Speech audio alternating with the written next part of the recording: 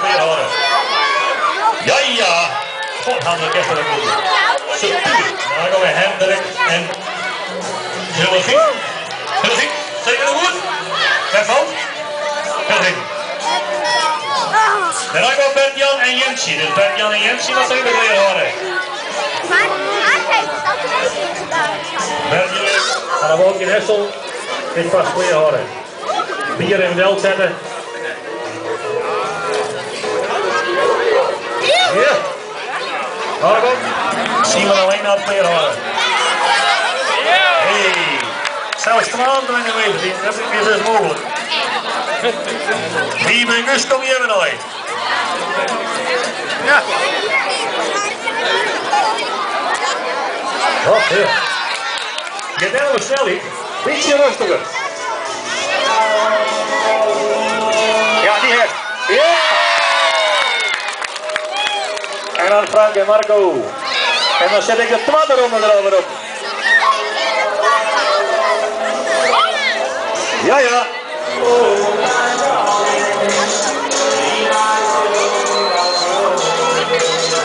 We gaan door naar de derde ronde. Is hier de shoot? Ja, hier bijna. Geef. Yes, en Nielsen. Oerrennen. Zeggen ze hier. Allemaal lopen. Daar komt er ook, Harry. Ja, kan dit bakkie. Arjen en Erwin. Arjen en Erwin. Arjen en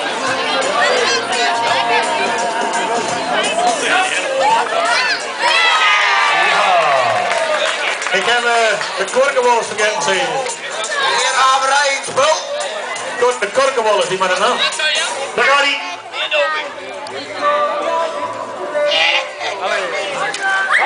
Ja, bijna. We beginnen met Marianne en Anke. 420 meter. Als dit lukt, hebben we het eindelijk klaar. Ja.